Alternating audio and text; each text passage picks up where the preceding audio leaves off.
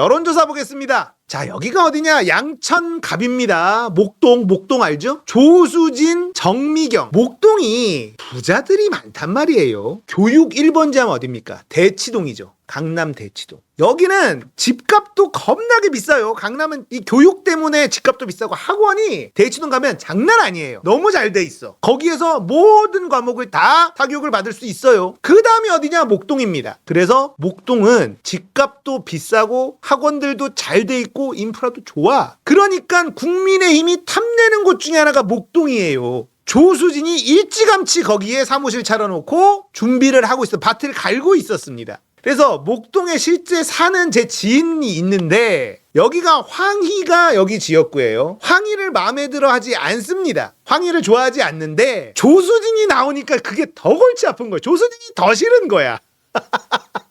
근데 정미경도 여기에 입맛을 다져. 정미경도 방송 나왔다만 막말하는 여자 아닙니까? 그러니까 목동 주민들의 의식은 높은데 젊은 사람들이 많고요. 거기에 또 사교육 학원들 때문에 전세 사는 젊은 사람들이 많아요. 목동에. 전세 사는 젊은 사람들이 많고, 그러니까 중고등학교 자녀들을 가진 전세 세입자들이 많은데 조수진, 정미경 같은 애들이 기웃기웃거리면 그 사람들이 표를 줍니까? 아이고...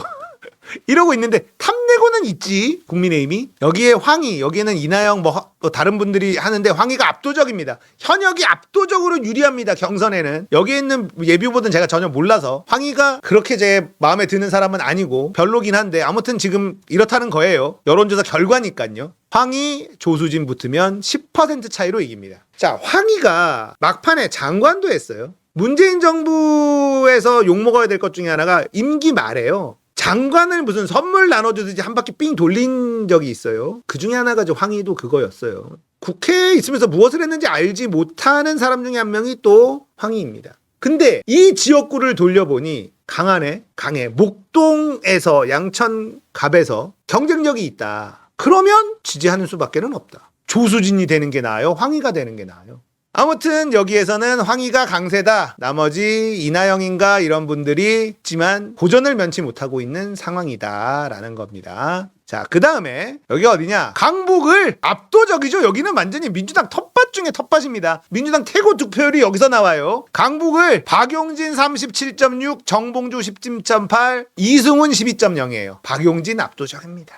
현역 의원이 이렇게 유리하다. 인지도빨이 이렇게 유리하다.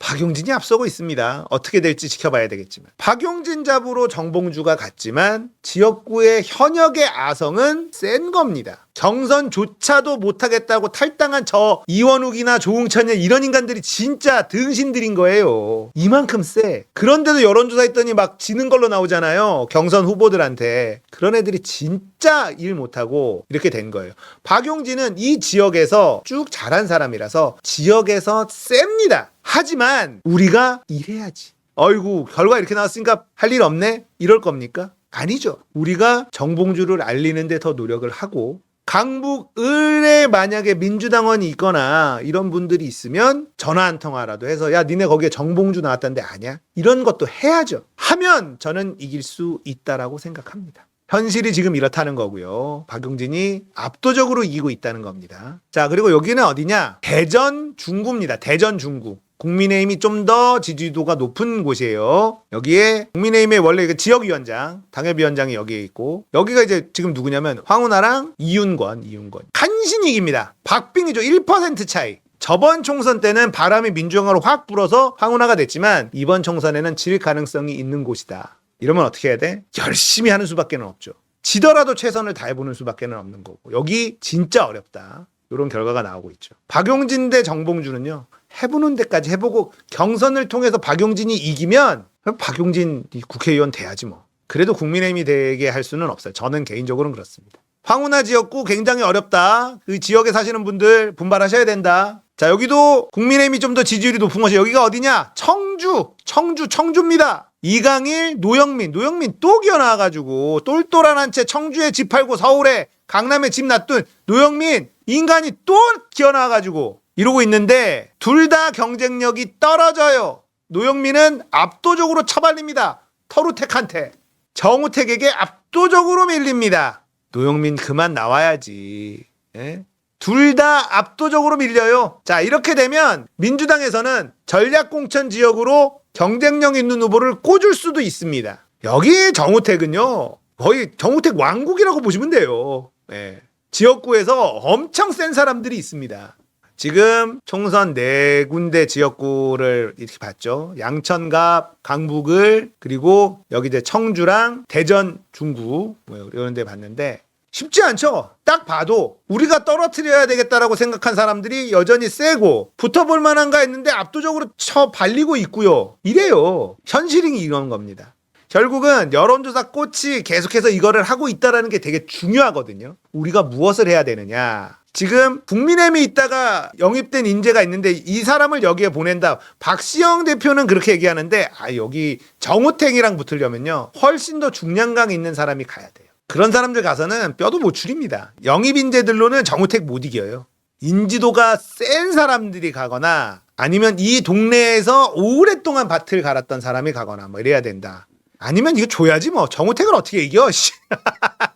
노영민 쳐 나오지 마. 이렇게 쳐발리는데도 그렇게 욕심을 낸다고? 인간아. 이게 현실이다라는 거. 자, 총선 여론조사 4군데 결과까지 봤어요. 우리가 원하는 그림이 나오지 않고 있습니다. 이게 민주주의예요.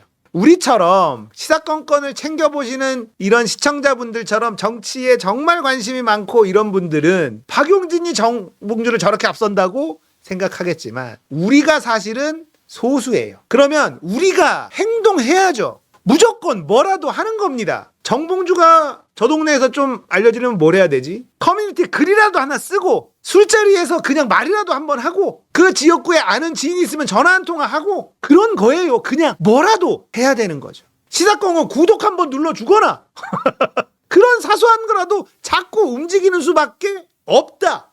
그러는 수밖에 없어. 그리고 여론조사 전화 걸려오면 무조건 다 받고 뭐 투표날 꼭 투표하고 우리가 원하는 결과가 나오지 않았다 하더라도 결과를 받아들이고 다음번에 어떻게 할지 또 고민하고 또 행동하고 이렇게 해야 되는 거예요. 합시다. 행동합시다. 내 원하는 그림이 나오지 않았다고 포기하지 말고 행동합시다.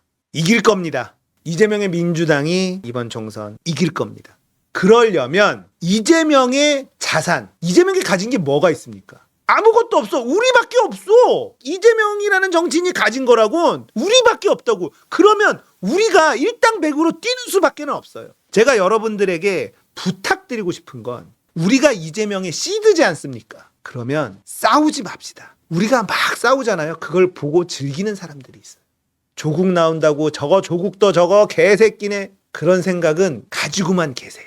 이재명이 알아서 하겠지. 이재명이 도움이 되는 거를 생각합시다. 이재명에게 도움이 된다면 저는 뭐든지 다 할 수 있어요. 제가 말씀드렸잖아요. 이재명에게 도움이 되면 변희재 갖다 쓰면 어때? 일단 이기고 봐야지. 우리가 이재명을 좋아하는 이유는 명확합니다. 이재명을 믿을 수 있기 때문에 그래요. 이재명이 이때까지 또 살아온 삶을 우리는 다 알고 있기 때문에 그래요. 하지만 다수의 사람들은 이재명이 살아온 삶을 잘 모르죠. 우리는 이재명이라는 사람을 좋아하고 관심이 있으니까 이재명이 어렸을 때 어떤 삶을 살아왔는지, 어떻게 그 어려운 난관들을 헤쳐갔는지, 어떻게 정치권에 들어왔고 정치권에 들어와서 어떤 일을 해왔는지, 어떻게 해서 기득권들에게 미운 털이 박혀서 지금까지도 괴롭힘을 당하는지, 이재명은 위기의 순간에 어떤 결정을 내렸는지 우리는 그 스토리를 다 알고 있으니까 이재명을 믿을 수 있는 거죠. 하지만 대부분의 사람들은 모릅니다. 알고 싶어 하지도 않아요. 그런데 우리가 이재명의 시드인, 이재명의 지지자인 우리가 매번 분노만 하고 싸우고 이재명의 적은 너도 죽어 이런 모습을 보이는 게 이재명에게 도움이 될까? 저는 그런 생각을 갖고 있다라는 겁니다. 제 생각이 옳다는 건 아니고 저는 그런 생각을 갖고 있다. 제가 잘못하면 이재명이 욕을 먹는다. 이런 생각을 갖고 있어요. 그래서 이재명에게 도움이 되는 일을 하고 싶은 게 제 마음이고 그래서 우리끼리 싸우는 거에 여러분들 너무 에너지를 많이 쏟지 않으셨으면 좋겠다. 조국을 쌍욕을 하고 이런 것들을 막 하는 게 저도 조국 전 장관의 신당에 대해서 비판적인 생각을 갖고 있어요. 하지만 조국이라는 인물에 대해서 쌍욕하지 않아요. 우리는 그래서는 안 된다. 그냥 조국이 나오는구나. 나온다고 말했으니 이걸 뒤집을 수 없으니 그래 열심히 하십시오. 나는 이재명을 보고 있겠습니다. 이렇게 하면 되잖아요. 아무도 뭐라고 안 해. 어차피 표는 하나잖아. 내 표는 하나야. 그러면 내 마음에 가는 걸 찍으면 되는 거예요. 조국에게 마음에 가는 사람은 그걸 찍으면 되는 거고요. 강요하지 말고 우리는 이재명을 바라보고 이번에는 이재명의 민주당을 좀 바라보겠습니다. 열심히 하십시오. 이 정도 스탠스가 딱 맞는 거지. 문재인의 지령을 받은 조국이 이재명을 죽이려 한다. 막 이렇게 하는 게 과연 이재명이라는 인물이 확장성에 도움이 되느냐? 안 될 거 아닙니까? 내일부터 모든 이슈는 조국으로 절대 안 됩니다. 언론이 그렇게 몰고 가고 싶겠지만 조국 이슈는 금방 사그러듭니다. 걱정하지 마십시오. 조중동이 펌프질 하겠지. 하지만 조국 신당의 지지율은 많이 나올 수가 없어요. 우리는 숫자를 보고 이야기하면 됩니다. 조국 신당의 지지율이 막 10%가 나와. 이러면은 모든 걸 빨아들이겠지만 그렇지 않아요. 그렇지 않으니까 조금 더 지켜보자고요. 우리가 하는 행동과 말이 이재명에게 투영이 된다. 이런 생각을 조금만 갖고 이재명이 대통령이 된 다음에 좀 하자고. 이재명이 우리만의 인물이어서는 안 되는 거잖아요. 온 국민의 이재명이 돼야만 되는 거 아닙니까? 하지만 이재명을 악마화 생각하는 사람들도 너무 많기 때문에 우리가 싸나워지면 싸나워질수록 이재명 지지하는 것들을 저거 싸나워가지고 이럴까봐 나는 이럴까봐 고민이야.